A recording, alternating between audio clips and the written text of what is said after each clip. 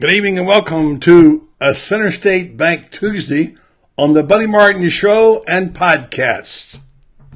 Yes, it's time again for Buddy Martin. Call him up and tell him what you're thinking. But be kind because he's doing the best he can. Better, stronger, faster.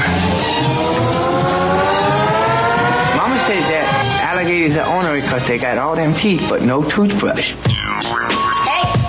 What if the voice calls while you're gone? Take a message. Bye! You ready, champ? I'm ready for this my whole life. I'm incapable of small talk. But that's why you love me, right? Kind of intimidating to be in the presence of so many great athletes.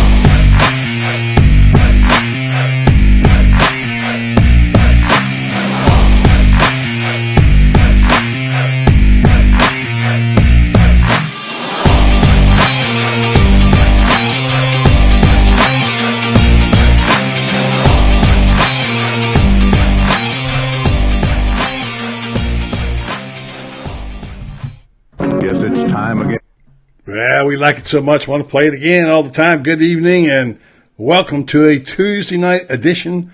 Thanksgiving holidays coming up this weekend. Only 3 shows, maybe a pop-up along the way on the Center State Bank Tuesday.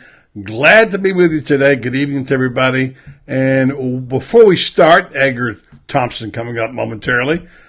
For those of you who pay attention, what would you say to this picture right here? What is that picture and what does it mean? It has a huge significance to the people who belong to Gator Nation Kingdom. If you're one of those who can recognize it, well, pop on there. I know Lynn Tyndall knows and others. So, it's going to be a big week for you. I went to the airport, by the way, today in Orlando from Ocala. In all my years of traveling to airports around the country and a few around the world, I've never seen a busier day and more difficult traffic than going south on I-75 from Ocala to Orlando International. It was amazing. On this particular night, the airport, well, that was the Ocala airport. Many of you right now have probably identified it as, you're correct, it was the beginning. Matthew, it was the beginning. That's what it was. That's when this whole thing started, and the anniversary came and went without me hardly even noticing. It was yesterday, 1 year ago. We went to the airport, Brendan Martin and I did, and it all started there. We kind of ambushed him there. So, yeah, that's what it was. I looked for the video, right, Jeffrey, the night it all began from there. Many of you sprung up and began to say, hey, we want to be a part of this, and thank you, everybody who did this and made it possible. It was quite a night. We're going to do this a little more justice sometime when we got more opportunity to do that, talk about it, and Monday we'll get a chance to talk to Scott Strickland a little bit about it. I did one day during the tailgate, and he got a chuckle out of it, and when we interviewed him, he said to me, is this an ambush?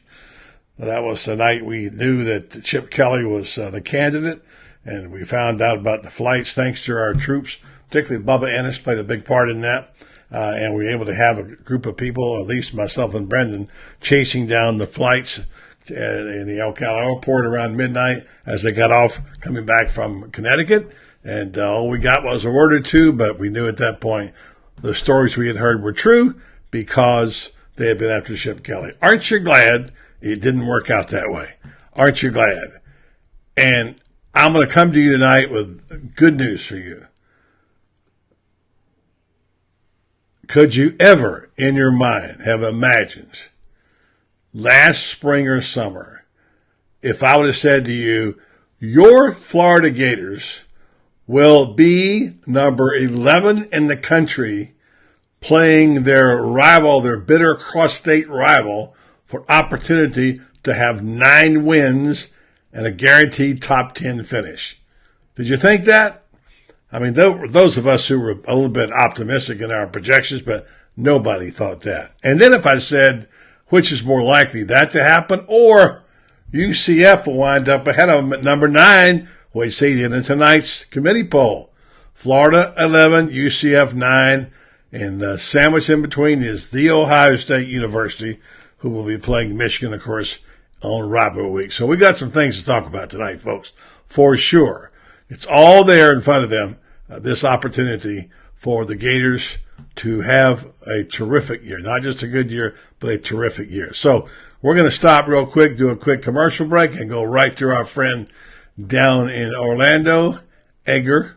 I want to tell you this is Interstate Bank Tuesday. Remind you folks, this is my bank. I like it for many reasons, not the least of which is it's right near my house, and it happens to also be a beautiful building. It's on Silver Springs Boulevard in Ocala, east of town. And there are lots of these banks, not many like that, but the Center State banks are around near you. 82 locations in 30 Florida counties, also South Georgia, and they take pride in their community service. In fact, their slogan is, as you can see, Center State Bank, centered on community and customer service. They also provide you with world-class service. They believe in relationship banking. They're big on faith and family. They're driven by local markets, and they're also looking at long-term horizons when they look at your papers and your loans and your applications and what have you. So check them out. Go on centerstatebank.com. Find out about all these locations near you. Go by and try them and find out why folks enjoy doing business with Center State Bank. Center State Bank in Ocala, again, is at Silver Spring Boulevard. You can call them at 352-368-6800. Center State Bank, centered on community and customer service. Well, it's time to catch up with Edgar. Edgar's had some interesting tweets today, and we had a chance to visit with him briefly. Some of the things he talked about, well, we'll just wait. He'll be joining us momentarily, but I think this thing with Florida being right on the precipice is really big. Edgar tweeting out today a couple of things we'll get to on Malik Davis and the rankings and the offense and defense, and then talking about Dan Mullen's quote that he'd be loved to be the one who stopped Seminoles' historic run of bowl appearance. So joining us on the program now, not usually on a Tuesday night, but it's holiday weekend. The man in black, Edgar Thompson from the Orlando Sentinel. How are you, Edgar? Happy Thanksgiving to you, buddy. You too. Hey, let me turn on the overhead light. You go right to it, and I'll read your tweets while we're doing that. Edgar tweeted out earlier today. All right, man. All right, your tweet, Malik Davis, foot will redshirt. He won't be back unless we're playing in the Super Bowl, Mullen joke. You want to explain that one? Oh, yeah. I mean, he broke his foot. I mean, I don't think anybody's surprised he's not going to play. I wasn't expecting him back. Someone just asked about him. Dan, the last couple of weeks, I mean, he's been pretty reticent about injuries all year. He's been more thorough the last couple of weeks, kind of telling us what they are. And Brett Heggie ankle, he should be back. Freddie Swain has had an ankle. He probably could have played if it had been the FSU game. He wanted to play. Mm-hmm. They sat him out for Idaho, though. Smart move. Why take a chance? Yeah. Brad Stewart's had a quad strain. He should be back. So they should be at full force. But Malik Davis, I don't think anyone's expecting him to be back anyway. I almost forgot about him, to be honest with you. I almost forgot he was even around. Me too.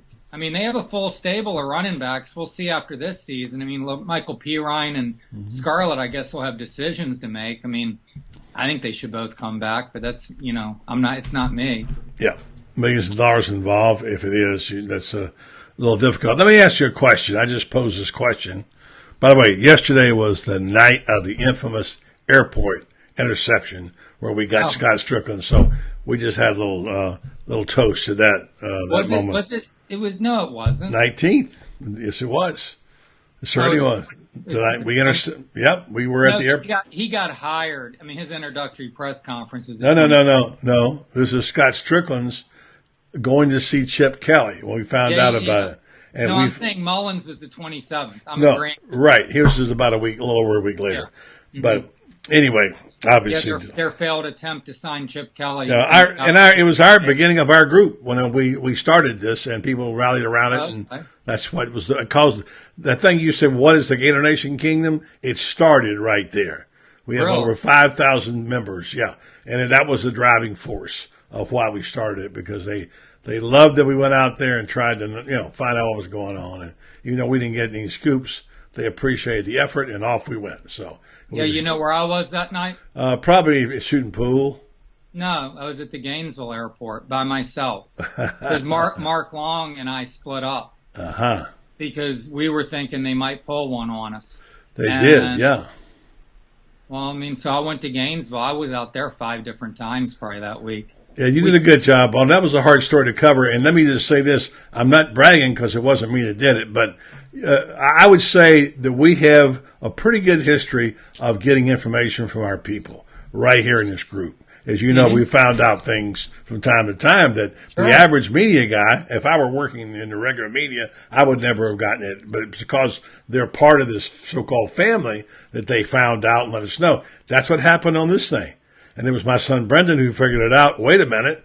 I think they're going to end up coming back through Ocala. And off we went at midnight to find out. So anyway, that's just part of it. It was like old-fashioned shoe leather journalism. Well, that flight tracker, you know the flight tracker website, right? Yeah, well, that wasn't a flight tracker. That was not it. That was other. Yeah, that showed up there too. Because there later we had Ryan Young and some other guys were out there too. Well, here's the deal though. We broke the story. They were in New Hampshire.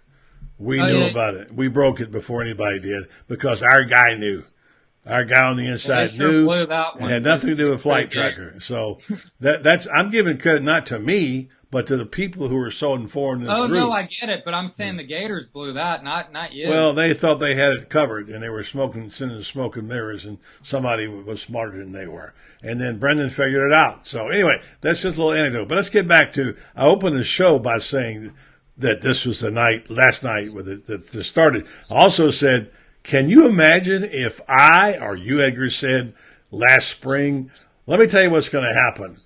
Florida's going to be playing against Florida State for all the marbles for a chance to go to a New Year's Six Bowl, a top 10 ranking, and be able to vanquish their cross-state rival all in one blow. How big? And our Bull be at that point 11th rank with a guaranteed top 10 finish. Would you believe me? I mean, look, we said this was going to be 7-9 win football team, and it's going to be 9. Right. We didn't. I mean, I didn't think it was going to be win the Mississippi State game. I thought that was a guaranteed loss. No, I'm not saying we all got that wrong, and we all got it wrong by Kentucky. I'm saying looking back, though, last summer, actually that spring when things were glum, you remember how glum things were around here? And people were complaining that Mullen was having a bad recruiting year, whatever, and look how things have changed. It just goes to show you that things don't turn out like you think they're going to, right? Well, what I was saying is, you asked last spring. Mm-hmm. I thought they were definitely going to lose 2 games. Yeah, LSU and Georgia. No, Mississippi State and Georgia. I didn't have faith. I had no faith in LSU. I didn't know Joe Burrow was coming. I mean, did you? Nobody knew he was going to be there. Of course Ed not. Ed Orgeron is average as a game coach. Yeah. I didn't think LSU was a guaranteed loss. I thought they had 2 guaranteed losses. I thought Florida State, South Carolina, and LSU were all toss-up games. I figured they'd win Kentucky. So what did that put you at? That put you at 7 wins. We all had 7. I predicted 8, and that's where I was. And I was. And then later on, I got optimistic, said maybe 9. And then I came back, said, well, only 8. After the loss early on to Kentucky, that changed things. And anyway, the point is that how they've gotten there, who they've lost to. Can I finish what I was saying? I'm sorry, I thought you were done. Sorry. No, I've been trying. Apology. I haven't been done 3 times. You asked me last spring what I thought. They're going to be a 9-win football team. I did not think that was a realm of possibility. Okay. I just didn't see it playing out the way that it has. Okay. Because this is all hinging also, buddy, on other teams, right? To finish in the top 12.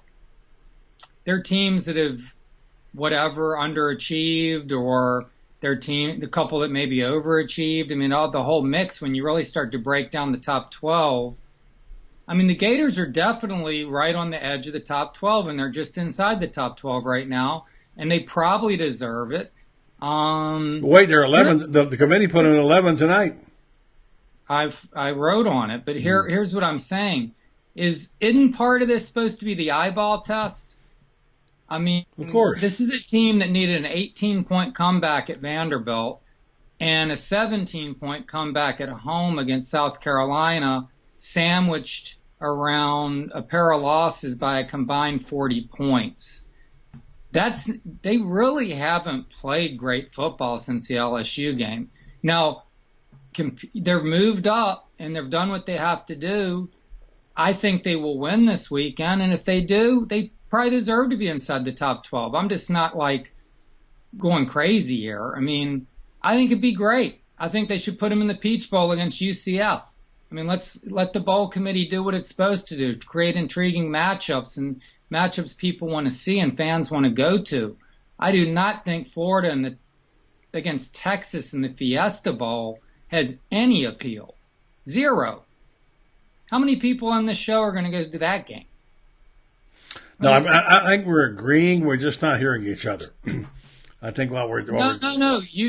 We're hearing each other. You asked me what I thought last spring, and I mean, I'm not like stunned. I mean, I guess is what you're saying. I mean, they've done what they had to do. They won 2 really big ball games in consecutive weekends, Mississippi State and LSU, kind of unexpectedly in both cases once you saw how good LSU turned out to be. And since then, they've kind of, treaded water. But they're gaining some steam on offense, and I think that, I worry a little bit about the defense at times, giving up so many explosive plays. But, I mean, look, Dan Mullen has done a great job. I'm not disparaging the job he's done at all. I mean, I think the guy is definitely an SEC Coach of the Year candidate. I don't know who it goes to. I mean, Stoops has kind of tailed off there, right? Right. I mean, Nick Saban's probably the Coach of the Year in the SEC every year. It's like Phil Jackson won it like one time in the NBA or whatever, right? I don't think Saban's got it, maybe once, maybe. That's what I'm saying. Phil Jackson won it like one time. Right. I mean, he won 11 NBA titles, so they often don't give it to the guy who has like the great team year after year. Dan Mullen's done a hell of a job. I mean, all those statistics that we were talking about, him 56th in offense, they were 110th, 116th, 112th the last 3 years, yada, yada, yada. The list goes on. Felipe Franks, certainly. Here's my thing about this week's game. They better run the football well, because if they put the game on Felipe Franks' shoulders, anything can happen, and they could actually lose. I don't see it. I mean, Florida State, man, was getting killed the last 3 weeks till this win last week. Well, of course, they turned it around a little bit. I would say around, but they at least stemmed the tide. Now let me get back to our points here, because I want to have in our conversation. I want to be clear. Mm-hmm. I'm not sitting here lauding Florida as a great team. What I'm talking about is the fortune of a football team, the ebb and flow. And this has been a cyclical year at best, up and down, up and down, up and down. Of course it has. But my point is saying to you, did you ever think when? And I wasn't talking to you as much back in those days. On this show, we talked about it a ton of times with all kinds of people. We thought they were dead. I mean, Kentucky, they looked... No, of course. But beyond that, look, a year ago, people were jumping off the edges of cliffs around here. I mean, it was... You'll hear these people here know what I'm talking about. It was so dour. People were so upset and thought football was done. You just thought they'd drop football at Florida with some of these people. I'm trying to say, I always like to see where I came from.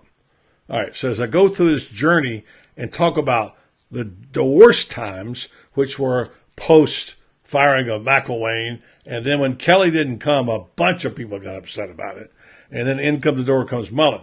At that point, right in there, it was a dark time for a lot of people. And I look back then and I look down and think, wow, it has really changed with, again, on the precipice of this situation, an opportunity to crack the top 10. And if they win, they will, by the way, because somebody's going to lose. Ohio State, Michigan, whatever. Some of those teams got to lose. They'll make the top 10. They'll have beaten their rivalry. They'll have a ninth win with a chance to have a double-digit season, and a season that would be, I think, not just a good season, borderline great season for the Florida Gators. That was what I wanted to say. Yeah, no, it'll be a good year. Got to beat Florida State, by the way. It's already been a good year.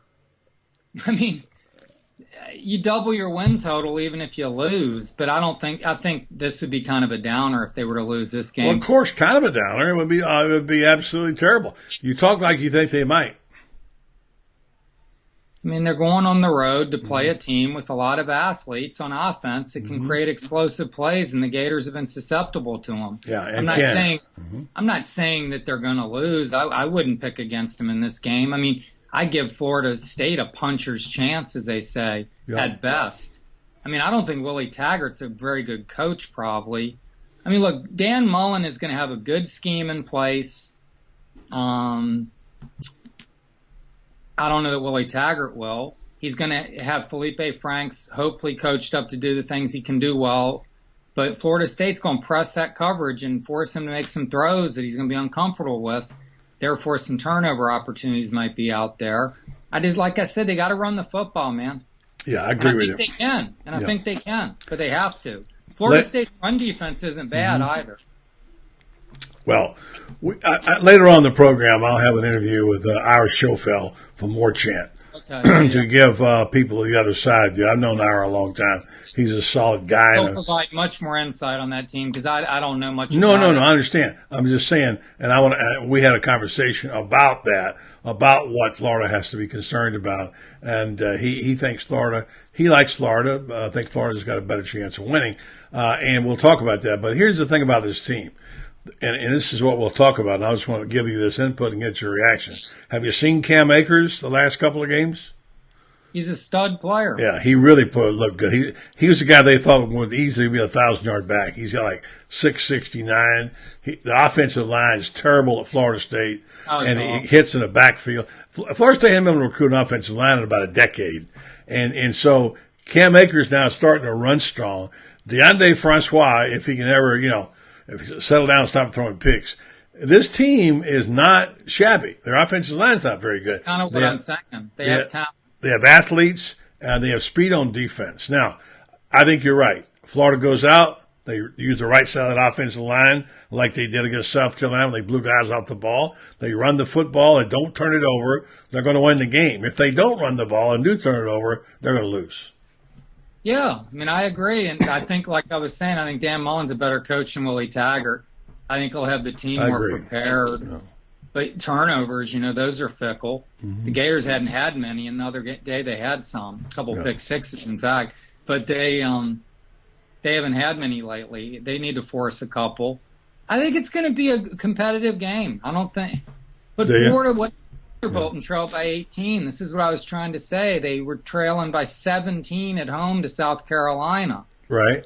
It isn't like this team they've had to, it's been a high wire act, but it's been exciting, and it's fun to see teams come back and pull out wins like that. And, it shows you something about character. I mean, Mike White's trying, to switch to basketball for just a quick moment. Mike White going to start seeing some character in that team. To see toughness and grit and like that ability to win games that are close at the end. I mean, and I think Dan Mullen's team has shown it other than the Missouri game. That's the only time where the Gators have come out this year.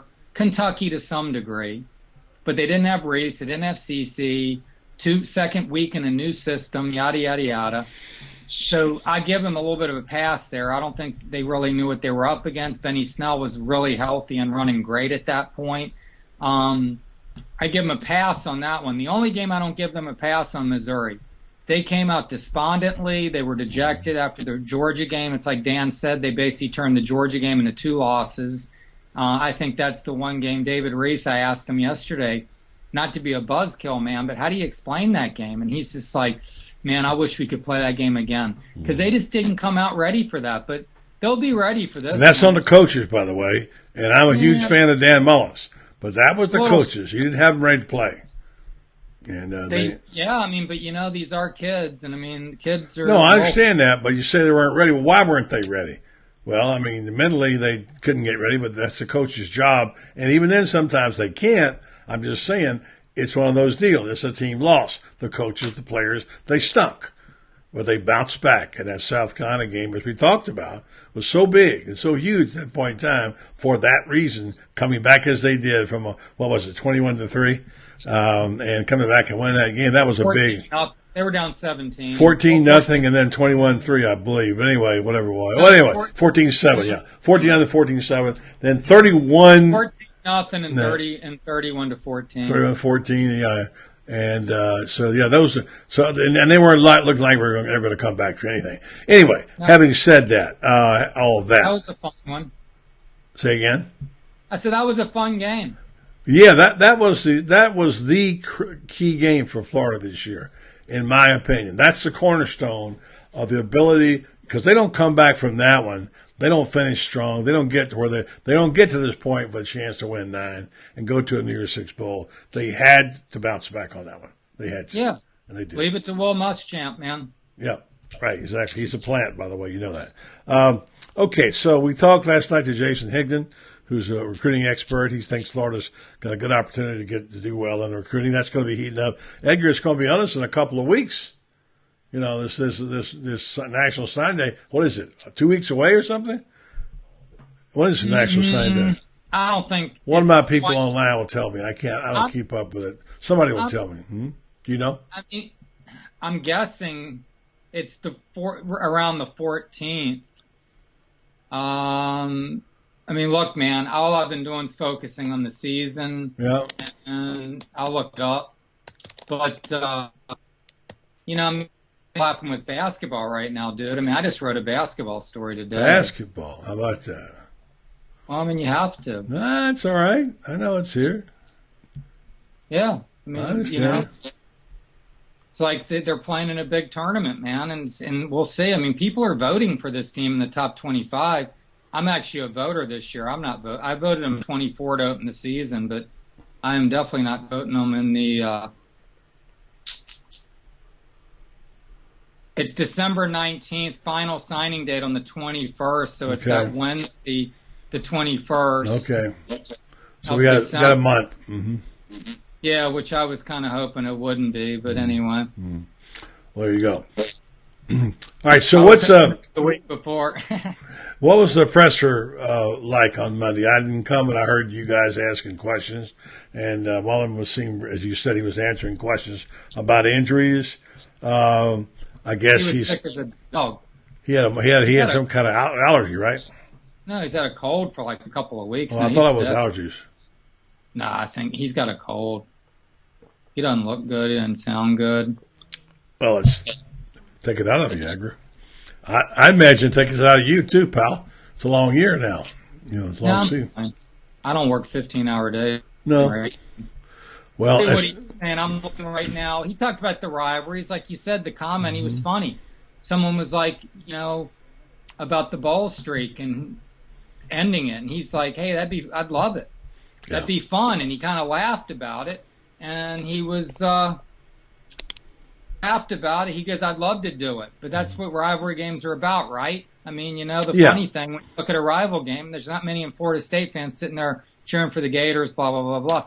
But his whole point is, I mean, the animosity's there. I mean, look, you want to stick it to your rival. I mean, this would be a tough one to lose, and I don't think they're going to. They could, but yeah, Mullen. I mean, this guy, he wants to win this game. Get this monkey off their back. They've lost 5 in a row. He won 4. He was here when they won 4 in a row. Yeah. You realize the Gators haven't been favored in this game since Tim Tebow was here? They've been favored. Forget the fact winning. Amazing. Someone said to me the other night, one of the guys speaking at the College Quarterback Club, Florida State's won 10 in a row. What are you talking about? 5 in basketball and 5 in football. Yeah. Let me give you some numbers, though. They killed him in basketball. Yeah. 35 points at one point in that game. I know, brutal. Let me give you some numbers, though. I read this today. I was doing some research and ran across it. And that it feels like Florida has been dominated by FSU recently. It just feels that way. And that's because they won 5 in a row and Florida's been down. But the series is still 34-22-2.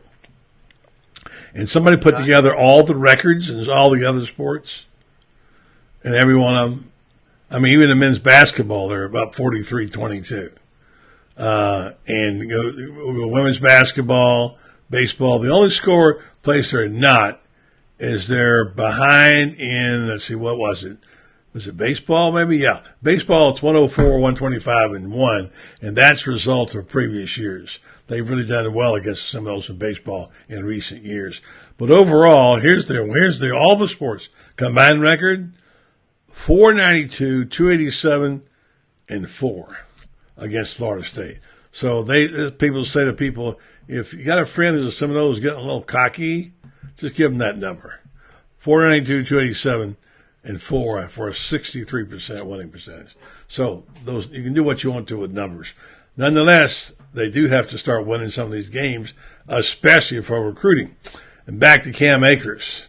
Cam Akers was supposed to be the second coming of, I won't say Herschel Walker, but certainly a top-notch back, and for whatever reason, they haven't gotten him loose. Now, Florida's played pretty good run defense for the most part. They had a couple of bad games. And if they can stop Cam Akers and get a rush on, what has happened to Florida's pass rush? They obviously had one against Citadel, but it disappeared for 3 weeks. Are they working on that? Idaho, but yeah. I'm thinking about Alabama. Idaho, yeah.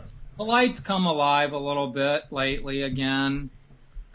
I mean, I'll tell you, man, I think at times this Grantham philosophy of being overly aggressive can be costly, because I do think that this team, I mean, they lose their lanes a lot. I mean, right? I mean, you see it. I mean, they give up big plays. And they just their pass rush lanes, they kind of lose them. And I think part of that's just the mindset. I mean, that they've created. They just are like their ears back and just, all out, and they get a little bit freelancey there, if that's even a word. They start freelancing, and I don't know. I mean, Polite's terrific. Zuniga's a good player. He's probably going to leave too. C.C. Jefferson is finally showing some signs. I mean, he had a very good game against South Carolina. Best game he had all year. So they're looking better off the edge, I think. I'm not that concerned about that. I think their run defense is a concern at times. We'll have to see. I mean, the offensive line for Florida State, as you said, is suspect. So the Gators should be able to hold the point. I just think the key for the Gators is to limit explosive plays. I've said it 5 times now. Yeah. They've given up a lot of explosive plays to a lot of teams. I mean, South Carolina had some early to stake a lead. And in the 2 losses, they gave up 13 plays of 20 yards or more against Georgia and Missouri combined, and I think had 5 themselves. So they can't be doing that. You can't have 2.5. You can't have 2 or 3 explosives and give up 6 or 7 in this game and expect to beat anybody that has good talent. So, look, they have to do some things right. They just can't show up. But I think if they show up and they're focused and they execute the game plan, they're a better team. I mean, it's played out all year. Florida State had lost 3 in a row, buddy, by a total of 97 points. Now, Clemson was one of those games, granted, but they gave up 42 points or more in 3 straight games. That's a bunch. The Gators should be able to do something. Yeah, they should. They should. And here's the thing, getting back to Grantham, see if you agree with this, is I like the way he coaches defense. He fires people from everywhere. He likes to blitz, and he likes to zone blitz, and he'll drop linemen in coverage, he'll fire cornerbacks, and he keeps you guessing. But the one thing about it is when you get a smart quarterback and they can sit back there and pick you apart, which they've seen a couple of times this year, like Fromm and other guys, get back there, they can pick you apart because they know, send an extra man blitz. If you send an extra man, I'm going to throw the deep ball and I want to burn you. That's what happened against Missouri. That's what happened against Georgia. The times when you guess right and you get that blitz in there and you sack a guy, it looks great. Isn't Polite tied for the most sacks or something? Yes, yeah, 8.5. Yeah, 8.5 sacks. So he had a great first half of the season. Zuniga slowed down a good bit, but they got to get some pressure on Francois and not let him sit back there and throw the ball. And they got to get heat on that. Like you point out, the offensive line is the Achilles heel. for that team. Well, you said it first, but yeah, the offensive line for Florida State hasn't been good.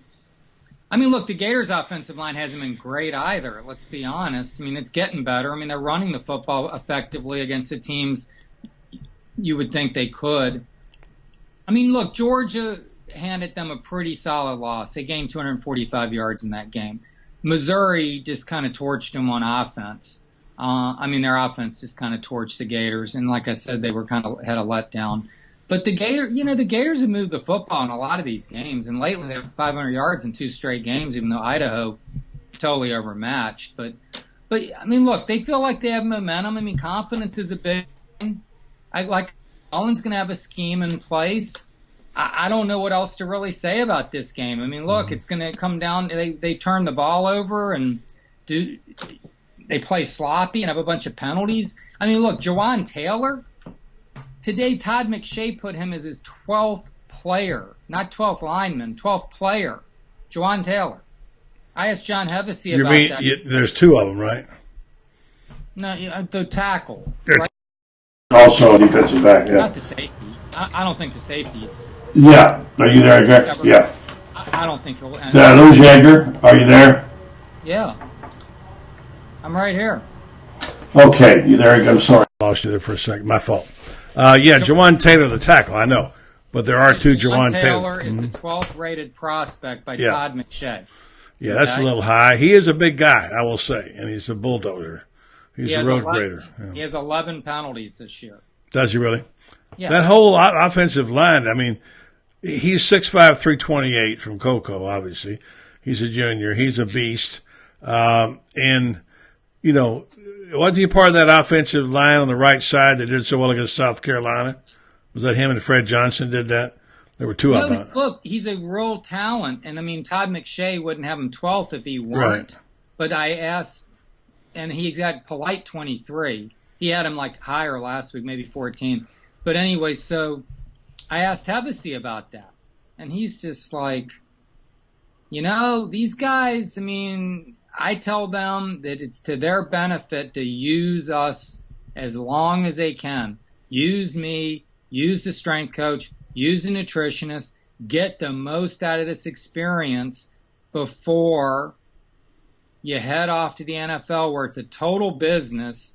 And if it's no developmental league there, and if you're not ready and you struggle early, you fall by the wayside and they push you out the door within a couple of years. His bottom line is this kid has no business leaving early for the NFL. If you read between the lines what he said about Jawan Taylor, right? And he's their most talented lineman. So this offensive line has its issues at times, and it's mainly penalties. I mean, they just can't go out and play a sloppy game, period. They play a tight football game and execute. They will beat Florida State, and they'll play in either the Peach Bowl or the Fiesta Bowl. And it'll probably be UCF or Texas. It could be West Virginia and Will Greer. Yeah. If they beat Oklahoma, that's definitely a matchup that's possible. All right, I want to get this in. We're losing. You're going to lose you in about 3 minutes here. Okay. I want to go UCF. I'm in now on UCF. I don't care about all that stuff about the league they're in and the conference they're in and whatever. And I've just seen the football team play enough now.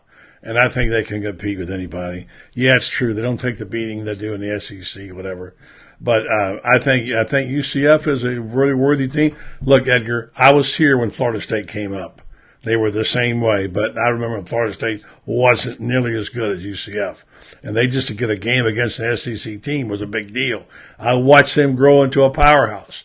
I think UCF has really stepped it up, and that didn't miss a beat. Losing Heifel coming in, never missed a beat. I've seen the McKenzie Milton. I've seen the speed they've got there. They're a competitive team. They deserve a chance. I would like to see the Florida Gators play UCF. I'm sorry I would. You? Of course I would. I've been freaking beating the drum on Twitter for it, and it's amazing the backlash of Florida fans because and I see their point completely. It's kind of not a win. It's a lose-lose situation in a lot of those guys' mind, the fans. There are others that want to step up. I'd say it's like 2-1, ones that don't want that matchup because they're like, look, we win, we're supposed to. When we lose, and embarrassing. I mean, on some level. But maybe there is a big 4 instead of a big 3 now. But look, Mackenzie Milton is a big factor in that. Let's see what they can do when he's gone, because he is a stud. I asked Todd Grantham about that team yesterday. I said, do you watch football otherwise? And he's like, yeah, I watch some. I mean, he doesn't get a real chance to watch a bunch. But he's seen UCF, and he just singled out the quarterback. I mean, he's like, I haven't studied him, but man, he can put the football in tight windows. And he makes plays with his feet. He's terrific. And if the Gators had him, man, they'd be rolling. The kid's awesome. But, yeah, UCF, Florida, I think UCF would be favored in that game. I think they could win it, but I think Florida could too. And I think it'd be a great game. I think it'd be great for the state of Florida. I think fans would go to it. It'd have great national buzz. What are these bowl people doing if they don't create matchups like that? Who cares about Florida and Texas? I know it's not glamorous enough for selfish reasons. I'd love to see them both play in Orlando, one of those bowls. It's not the Fiesta Bowl, but it would be so great. Gator fans don't want to go to Arizona. They just don't. They're not going to go. It's too expensive. I know, They'll drive to Atlanta. I mean, look, the Gators could still end up in the Citrus Bowl feasibly, I guess. I guess, a couple of teams could jump them and they could drop to 13, I suppose. I mean, what if, let's say Kentucky looks really impressive against Louisville. Mm-hmm. The Gators barely beat Florida on a field goal, right? Yeah. And suddenly you're sitting here and will Kentucky beat Florida head to head? Are you going to jump them and put them 12? Yeah. I see a lot of scenarios. I see what you mean. Yeah. There's scenarios. I'm not saying that's going to happen. I don't think it should necessarily. Yeah. Kentucky hasn't looked good for longer than Florida. I mean, the last good game Kentucky had was probably in September, honestly. So, anyhow, there's a lot of scenarios to be played out. Florida needs to take care of business before any of them fall in place, and we'll go from there. But I think that this is a compelling matchup, and it's good to see this. That there's some juice around this game, because last year, if you recall, both these teams came stumbling into this thing with no energy, nothing at stake. I guess Florida State kept its meager bowl hopes alive, and then they got it the next week with that Louisiana Monroe resched, but wasn't much of a game last year. Yeah. Well, Edgar, I will not see you in Tallahassee. You enjoy yourself up there. Have a very happy Thanksgiving. Thank you very much for being on the program with us tonight. As always, we enjoy it very much. And it's always fun to hear your cantankerous opinion. No, I'm only kidding. I think arbitrary is good. It's boring when you agree on everything. If we start doing that. Well, I mean, when you get me at 9:30 or whatever, and I'm sitting there drinking a coffee. Yeah. I mean, I went and got a latte from the Cuban place around the corner at like 8 o'clock because I had some work to do. Yeah. I'm watching Mark Long's dog. I just took her for a walk. Oh, did you really? What's his dog's name? Riley. Okay. Riley Cooper. Riley Cooper, though, who lives in Ocala. They got They got this dog. I'll tell you the fast story from a girl they knew who was not taking very good care of it, was out all the time, blah, blah, blah. Mm-hmm. And it was a sorority girl or something that they knew through their parents and her parents, and she named it after Riley Cooper. So Riley is staying here at my house for the second time in a week because I kept her last week, and then they went out of town again. And I said, are you going to give me the dog again? And he brought her over tonight. Hey, now I know where to bring my dog when I go out of town. That's great. Well, Edgar's dog walking service. I love dogs. I do too, all right, Edgar. man. You guys take care. Happy Thanksgiving. Yeah, same to you. And by the way, this little note from our friend Jack Campbell says, to be honest, love Edgar, tells it like it is. There you go, buddy. Happy Thanksgiving. Thanks, see you. All right, guys. See you. Bye-bye. Take care, man. All right. Thanks, buddy. Appreciate it. Thank you, man. Appreciate it. Take care. Right. Good night. Bye. Edgar Thompson, always telling it like it is. Good to have Edgar on. It's fun. He's a different cat. And if we were all the same kind of cats, it'd be very boring, wouldn't it? Yeah, it would be. Yeah, so there you have it. He thinks Florida ought to be able to win that game. And I do too. We'll do our predictions tomorrow. Deal is, though, that this is a little bit of a nervous game, isn't it? Just a little bit. You think FSU is a little better. Florida's a little better than they are. And you think, well, will they go up there and turn it over or, give up big plays, or will Cam Akers get loose on a big run, or will Francois get hot and hit one of those fast receivers? You just don't know. I just don't know. But, let's play it out. And like I said, very fortunate to be where we are at this point in time. If you're a Gator fan, in a situation where this Gator football team has a chance to have not just a good season, as Edgar says, but a really terrific season. Let's just say it's not a great season. How should we call it? If they beat Florida State, an excellent season, all right? Not just a good season. So, all right, let's take this little time out right now. We'll be back. Job-related accidents create incredible stress on your finances, your relationships, and most importantly, your sense of well-being. When the adjuster is not approving benefits you're entitled to by law, you need Dan Hightower to help you understand all of your legal options. Daniel L. Hightower has been fighting for accident victim justice in Ocala and statewide since 1976. Call Daniel L. Hightower today to better understand all your legal options. 352-629-7777. Accident victim justice since 1976. I'll be at Dan's on Friday, and he's going to make cane syrup and go out to his ranch out there and get to see some folks. Looking forward to that over the holidays. Hope you're going to have a good holiday. Reminding you, we are not going to be broadcasting Thursday and Friday, and we'll say lose for a pop-up if we need to the weekend. First, I want to pop up and tell you about Mark's Prime. This is one of those things that if you live around here, you don't know about it, well, you need to pay attention. Write it down. I'll give you some numbers or whatever, and find out about this terrific restaurant that people rave about. Because of the fact when you go there, they don't just feed you. They want to give you a unique dining experience. These are two dishes you can get there. Obviously, shrimp on the left, beef on the right. They got all kinds of chicken and really great dishes, and a chef that knows how to cook stuff right. Go out and check them out, and you can call in Gainesville at 336-0077, Ocala 402-0097, and they will be able to make reservations for you. Or go online, marksprimesteakhouse.com. What you're getting into is a place with really a good ambience of a steakhouse with excellent service. One of the best restaurants I've eaten in, not just in Florida, but in anywhere. And they're known for their quality beef, fresh seafood. They have a great selection of wine. They're one of the top restaurants. They get awarded every year.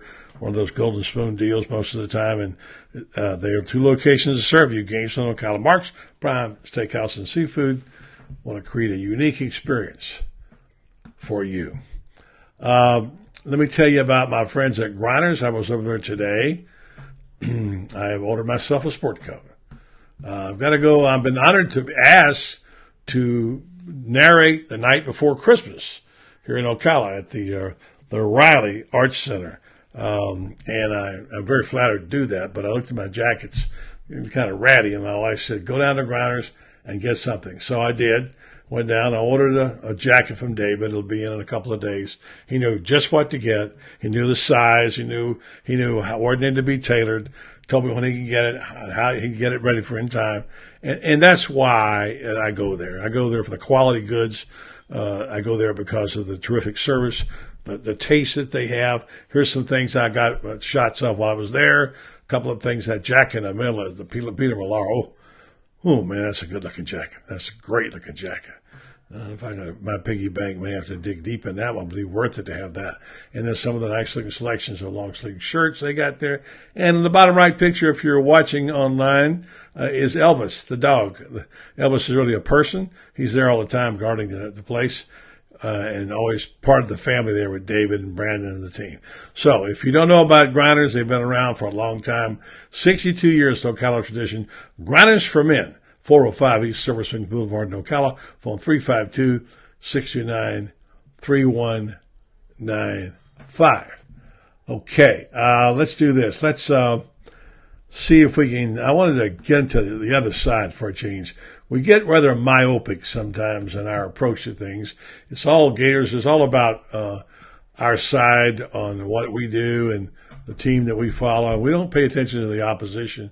And I want to do a better job on this show of bringing you information about the team. And Ira Schofell is a good dude. And he's a guy who knows the Florida State Seminoles. He actually is a Florida graduate, believe it or not. And we talked to him tonight about this FSU team, which is a bit of a mystery to us. So here's that interview.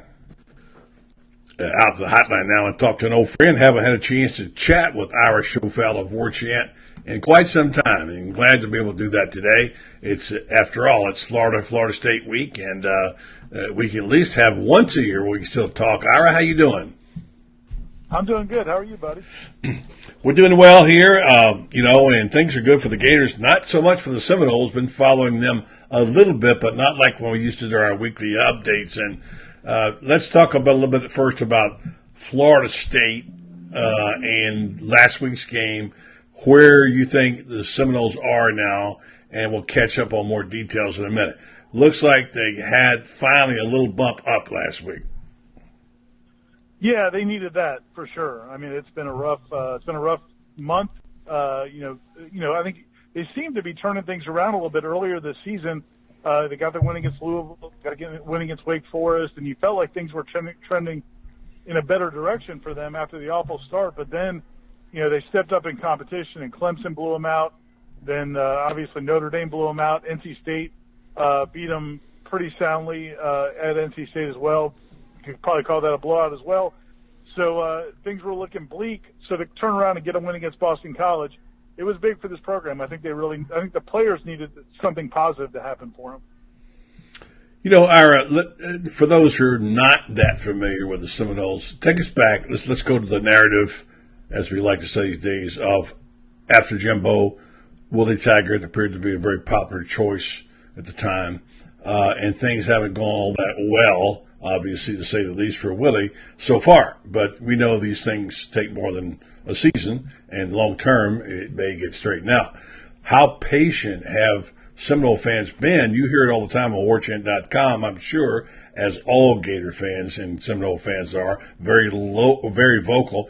What's the temperament right now of Nole fans about Willie Taggart?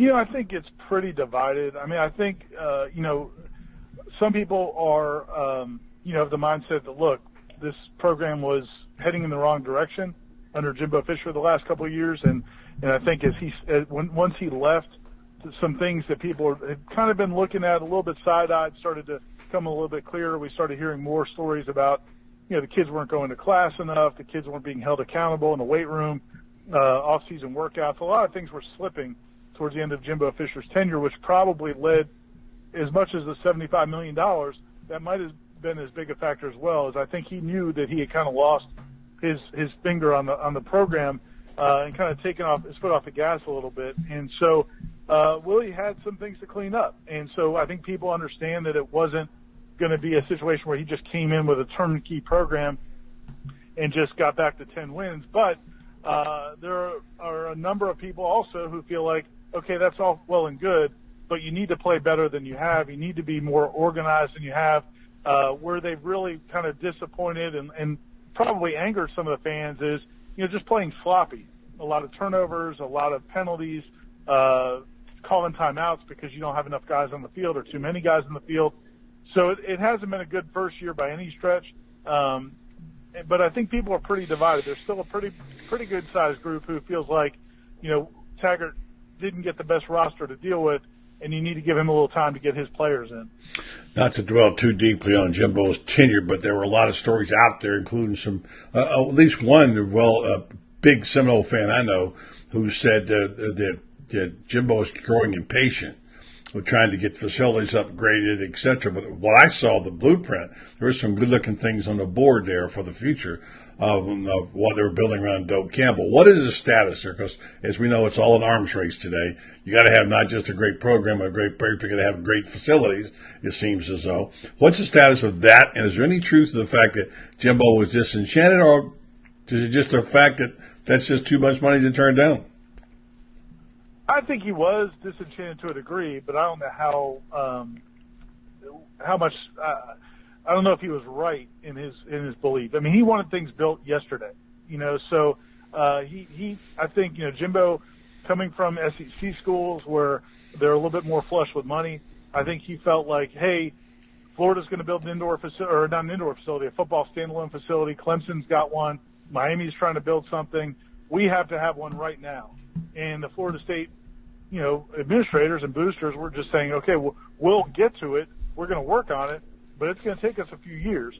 And, I think it was one of those things where if everything else was great with the program, I think he could have lived with it. But I think, as I said, I think things were sliding in the program. I think he was frustrated about some other things. I think he was having some personal issues to deal with as well with his divorce. I just think all of those things kind of added up to him not being happy. But, yeah, within months after he left, they announced that they're going forward with a standalone facility. It's going to be about a $65 million project. It's going to be right next to the existing indoor facility. It's going to be a beautiful facility. It's not going to be done for a couple of years. It's going to be they're doing the fundraising right now. They're going to break down. They're hoping to break ground next year. So it's going to be a couple of years away. But I think Jimbo kind of wanted it built, last month. Yeah, coaches. Well, that's back. All coaches are, and in the SEC, it is a big money deal. And the ACC, let's face it, a little bit on tough times, except for Clemson, and situations being what they are. But nonetheless, without getting too much into the arms race, it does seem like we go back to the era of Jimbo's heyday, just like we go back to the era of Urban Meyer's heyday.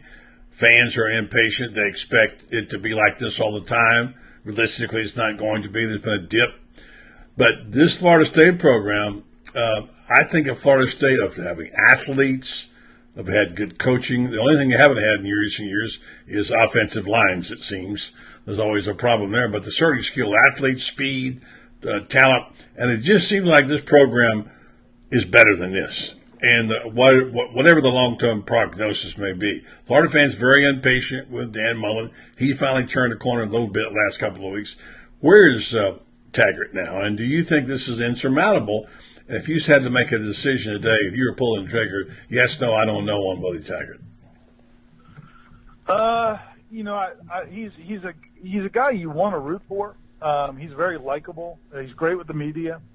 Certainly much better than Jimbo was. So, you're going to have a lot of people in the media who are going to pull for him, and I'm, one of them as much as I can is a media member. I would like to see him succeed because I think he's good for college football. He's one of those guys. He's kind of cut from the Dabo Sweeney mold, and Les Miles and those guys who have more fun with college football. It's not all about the process. He's not from the Saban tree. And so for those reasons, I'd like to see him succeed, not for Florida State, just because I think he'd be good. He's the kind of guy I think is good for college football. The problem is he's got to clean up all of these other issues in terms of just not looking organized enough, not being clean as a team. They don't play clean. They have a lot of mistakes, and that's going to be the thing people are looking for when you're the kind of the players coach kind of guy, and you're dancing in the locker room as he did after the game against Boston College. That's all great, and the kids love it. But I think the adults want to see, okay, but are you also very well run and organized and structured? Right. And so I think that's going to be the key. Like you said, they have talent. They have a lot of players. They do have to get better on the offensive line. But I think from an organizational standpoint, I think that's where Willie has to show some real strides going into year two. Well, talking about talent, Cam Akers is a guy I've been expecting big things out of. He may have turned the corner, they're saying, maybe last week over Boston College, had one good long run. Read an article on warchant.com by Corey Clark. I believe that was his. Or did I read that on? Correct. Yeah. Yep. I want to make sure I get the writer. Us poor writers, we have to get some credit, right? So he's saying he wanted to do 2,000 yards one day, and right now he can't make 1,000. He's far short from that. But what do you see in Cam Akers? A terrific running back, strong, fast, just world-class talent. Where do you see him going? And it seems to me as he goes, so goes FSU.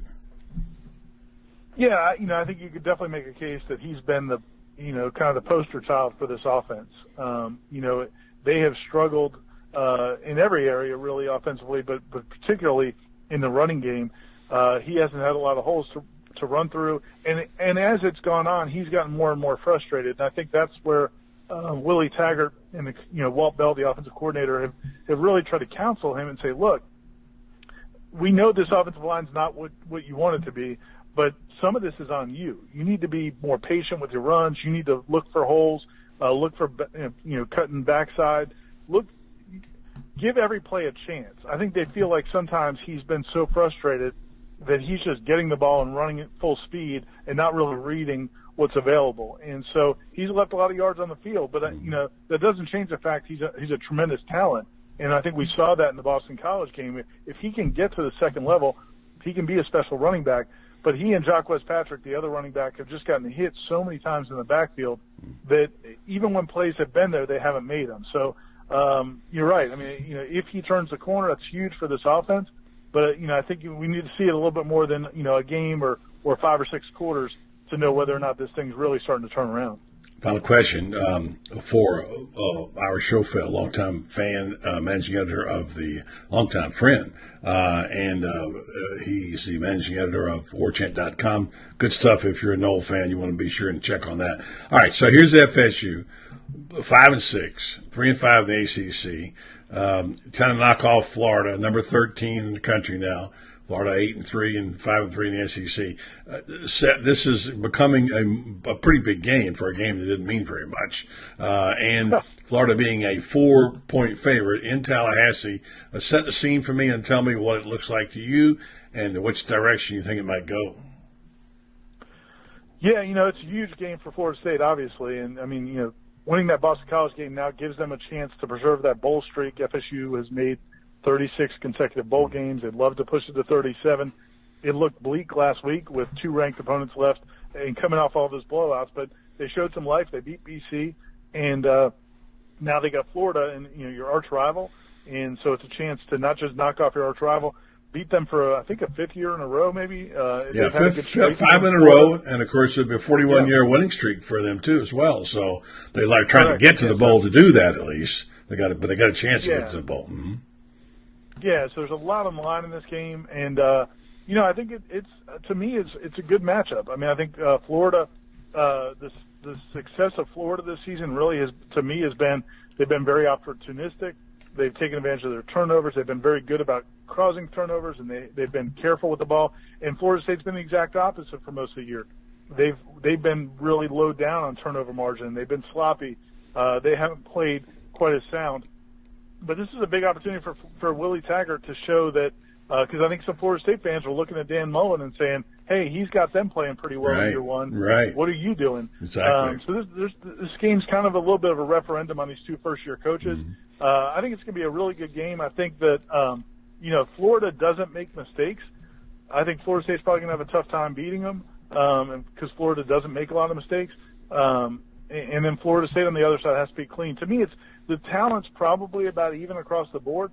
I really think it's going to be – I think Florida may have a better defense. I think Florida State may have some better weapons on offense, even though they haven't played that way. And really, to me, it's just going to come down – it sounds like a cliche, but I really think it's going to be, who makes mistakes. Felipe Franks made a lot of mistakes in the game against Florida State last year. Mm-hmm. He's cleaned that up, it seems like. So, if Florida State can play clean, I think they've got a good shot, but they haven't done that very often this season. Francois has to have a big game, too, for the Noles, to what I do believe. As always, good stuff. Great talking to you. Happy Thanksgiving, Irish Schofell. Same to you, buddy. Great hearing from you. All the best. Good to talk to you. Okay, Irish Schofell, our friend there, checking in with us. We haven't talked to Ira in quite some time, and good to see him. Catch up with what's going on up there in Tallahassee. I'd like to get that report sometime to know exactly what's going on, because we don't get all the information around here, and we get it secondhand. So I hope you enjoyed that little got to get this thing off here in a minute. Hope you enjoyed that conversation with Ira. Tomorrow night, we hope to have Coach Spurrier on, and we'll get his take. Franz Beard will join us. We'll be able to talk to him about the hotline now and talk to an old. We don't want to hear that. Talk to Franz tomorrow about this particular series and the history behind it. This, of course, is this series. It's not that old, believe it or not. Some of us have even been to games back in the day when they first started playing. Like, I was a student when the first game was played. Yeah, I know I'm old, but I can remember that day in Florida Field then. seeing Bobby Randall return that opening kickoff and almost take it back. Jimmy Dunn backpedaled all the way back and tackled him on about the 10 or 12 yard line. FSU scored first, and the series is underway. Contrary to what people say, it was not an act of the governor, and the legislature did not make them play each other. There was talk about that, but it never happened. So a little history there on that series. And it's, as Steve Spurrier points out, every time he played Bobby Bowden when he was at Florida, they were a top 5 team. And for a while, it was the best rivalry in college football. I had arguments about this, but you talk about the 95, 96, those years back in there, it was a heck of a rivalry. And, of course, they played for a national championship, 1 and 2. And it obviously has lost a lot of luster. But nonetheless, we put up a graphic here yesterday, and I don't know if we should put it up again or not. Maybe we will. This is someone from the Sporting News who projected it, the top rivalry games this weekend. I misunderstood it at first. I thought it meant the top rivalries in college football, but what they're saying, ranking the rivalry games this week. And I guess if you look at it that way, then it's a little bit different. And, certainly Michigan Ohio State means an awful lot. Can you imagine that? You actually, even if you did like Urban Meyer, and there are not many of those out there, you have to be rooting against him, against Michigan, if you want Florida to get over the hump, get to the top 10, because Michigan's ranked higher, and if Michigan might still make the top 10, although you never know. Then Auburn, Alabama, Oklahoma, West Virginia. The Apple Bowl is going to be good. If Washington State beats Washington State's a player. They need to be recognized. UCF, USF. Boy, did you ever think you see that rivalry called better than Florida State at 10? Times they are a-changing. And by the way, this particular writer for the Sporting News had Florida State this year below Troy and Appalachian State. Nothing against those two fine programs, don't get me wrong. But really, I have to have a little bit of tradition involved there. So there's a few little things to think about. Let me just leave you with this and a little note here or two before I say goodnight to you. I want to be sure and tell you about our friends in All Florida Sportswear. Terrific people. Tony and Ashley have done a great job for Gator Nation Kingdom. They made some beautiful shirts like the one I'm wearing here for the Tebow shirt. They have things that you might be interested in buying for. You may have a loved one who's a Seminole friend, Seminole or Hurricane. They got those kind of things, and they've been a great partner for us. So I want to wish the happy Thanksgiving to Tony and Ashley and thank them for their support. And we'll leave you with this message.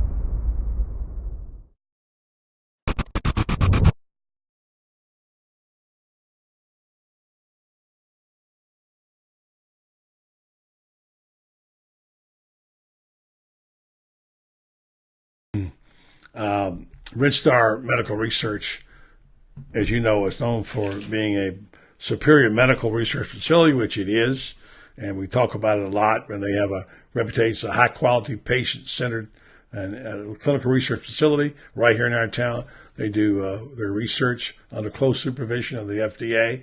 The data is sent off to the pharmaceutical and biomedical companies, and they are working on cures for things in our own community, like Alzheimer's and osteoarthritis and fibromyalgia and all those things that we're battling in our community.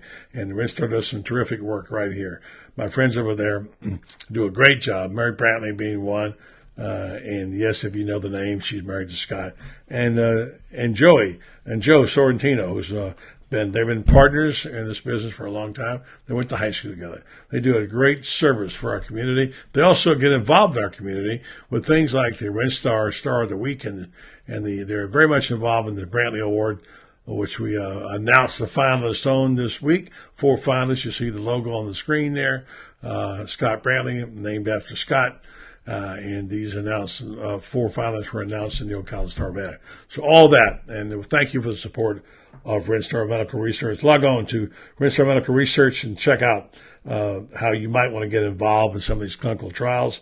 Ren Star Medical Research, seeking tomorrow's answers to the health questions of today. We'll be back tomorrow to wish you a happy Thanksgiving and tell you more stories about Florida State head ball coach Barry Guest, along with Franz Beer, maybe somebody else. So stay tuned for that. All coming your way tomorrow at the usual time. Thank you and good night.